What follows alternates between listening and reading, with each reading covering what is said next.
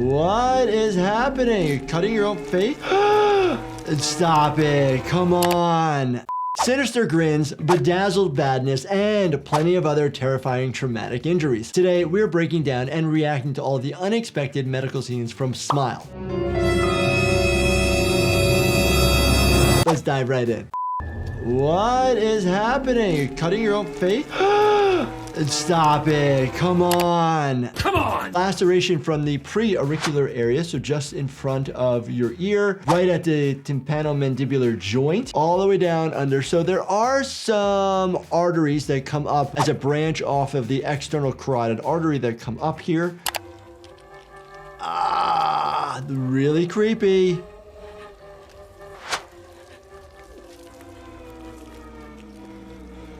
I can't believe this.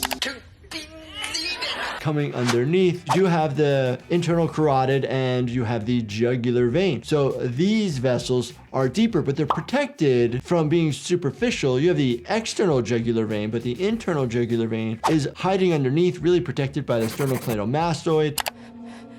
I can't believe what I'm seeing. We see a lot of the red stuff coming down, but is it enough to cause you to significantly lose enough blood volume to then pass out? Probably not. You could have had a vasovagal event because of the sight of the red stuff, but normally this would also be extremely painful. It would be extremely painful. What the is this? Oh gosh. Lawn equipment. This lady works in the psychiatric facility, and so the question ends up being are these real events that are happening, or is she just thinking about them in her head? It's really important as healthcare providers or individuals that work in a psychiatric hospital that you're able to have your own mental well-being and get it, checked, monitored, and have an outlet. Oh my gosh.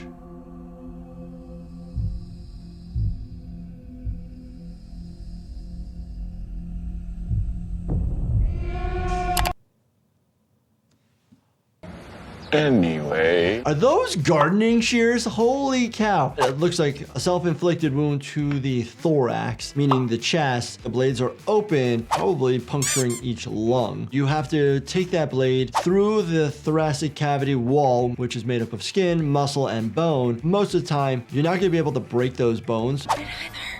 Oh geez, getting burns to your hands. Grabbing that lantern. If it's fast, you may not get a burn, but the hands is an area that definitely needs to be evaluated if it does get a second or third degree burn because it's such a specialized part of our anatomy. Ah! Oh, nice.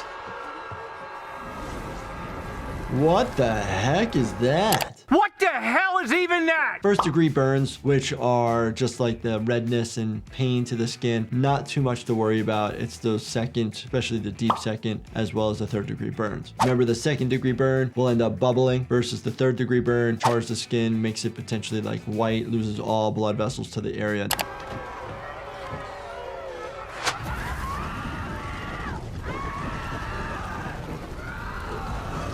Full body burning. That individual went up pretty fast. That escalated quickly. That is either an accelerant like fuel, which again the lantern has, or a lot of clothing that we have is quite a hazard because there's a lot of plastics within our clothing. Those can go up pretty quickly as well. Holy cow.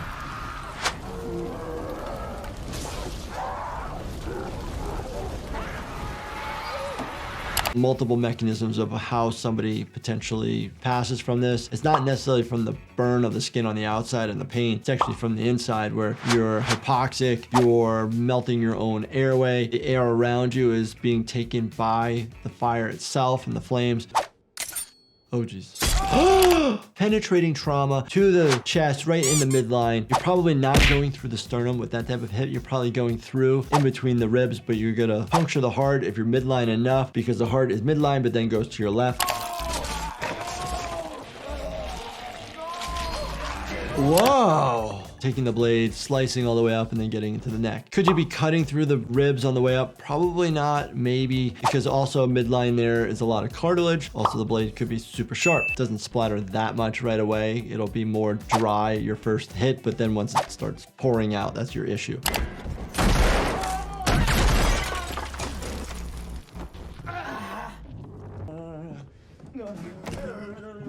GSW to the left chest, just maybe mid-clavicular line, just above the nipple there.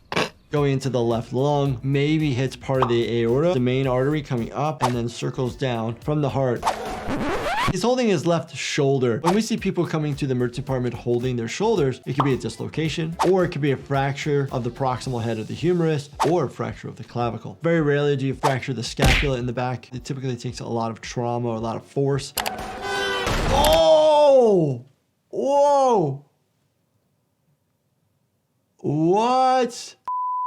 Gotta look before you cross the road. Pedestrians versus cars. Brain trauma, death on the scene, somebody coming in altered, bleeding in the brain, skull fractures, skin avulsed, broken ribs, broken pelvis. Oh, jeez.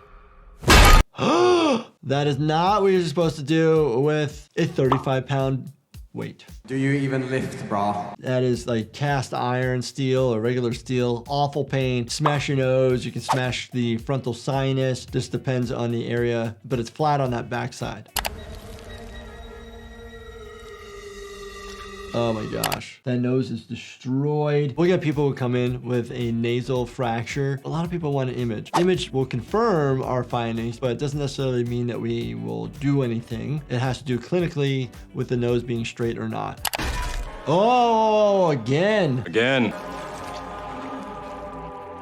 Getting queasy. You would not be able to just to stand there and take that. They did a good job depicting this anatomically in the sense of just thick blood that's now clotting on the face, which happens. And you got lacerations, massive destruction to the mid face, meaning this part of your face, the mid face, and some damage to the soft tissue of the lower face. And I'm assuming most of the teeth are now busted. Oh yeah, whoa.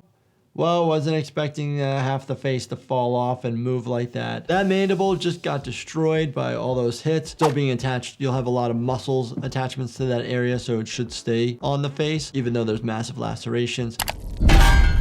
And we're gonna pass out. We're moving. This is the second clip where somebody kind of drops. This one is more likely because you're causing traumatic brain injury, you're causing yourself to get a concussion, you're potentially in a lot of pain, you're scared of blood. There are many different reasons why somebody would just pass out. If somebody were to come in, you call 911, you show up on scene. Oh my gosh. Airway, breathing, circulation. Those are the big things. Remember. Oh, I love this actor. Booyah to you too. I got a call informing me that he tore his own jaw off with a crowbar. Destruction of the face with a crowbar. Big piece of metal. You have to probably cause damage by blunt force first till you break the jaw itself. What? What? The jaw is also called the mandible. Helps with mastication. It means chew. A lot of vessels here. Front part of the jaw has been ripped off with all that soft tissue. The mouth does bleed a lot, and the tongue is very vascular. All the soft tissue around the area is very vascular. Even the lips are very vascular. Right on the lip. You'd have significant amount of bleeding, which we have here. What? What is that? Saving yourself right midline. There is a small vessel that runs through the neck, and we do worry about that when we do an emergent crike, when we have to cut somebody's neck open. You can go vertically or you can go sideways. Vertically, you just run the risk of causing more bleeding. But again, your major blood vessels run on each side. So that first hit wasn't too bad, but it does worry me for injury to the airway itself. Oh, see, both sides. Oh my gosh. They did a good job. Great job there. With the squirting of the red stuff. So you actually see on her neck, the external jugular vein. So sometimes we'll actually use that to put an IV in, but it's hard to get it to pop open. There's a valve there usually, and you can't put a tourniquet around somebody's neck. Oh, facial laceration, quite common, typically easy to repair. You want to clean it out really well. And actually, when we put stitches in somebody's face, we usually actually ask somebody to return in 5 days so we can remove them. Now give it back. Holy cow. Stab wound to the globe, to the eye. The eye is mostly fluid, clear fluid, like that yellowish, clearish fluid that we have in our body. Not that significant of blood. The blood would be coming from the laceration to the eyelid itself and maybe ripping off the eye and the vessels in the back with the blood back there. It would decompress more than it would be pulled out of your eye. You have 6 muscle attachments, you have ligaments that are keeping the eye in, and you have the optic nerve in the back that's not flying out of your eye like this. I feel like every time something unexpected like this happens, my heart races a little. Maybe I should have popped some chillax before watching this supplement that I formulated for occasional stress support. Check it out at lifehappens.com or on Amazon. So I have no idea what these hands are. You tell me what to do. I don't know what's going on. The anatomy is actually pretty darn cool. You see all the joints, you can see tendons, these big white things, and potentially bone underneath. Whoa, whoa, whoa, I'm not ready for this. What is this? Yeah, no. Getting into somebody's mouth and just ripping it open. Initially, the first crack that you hear is actually the fracture of the mandible.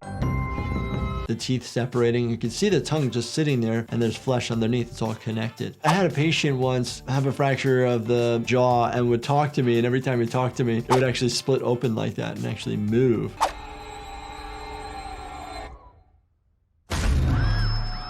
What? Doesn't sound good.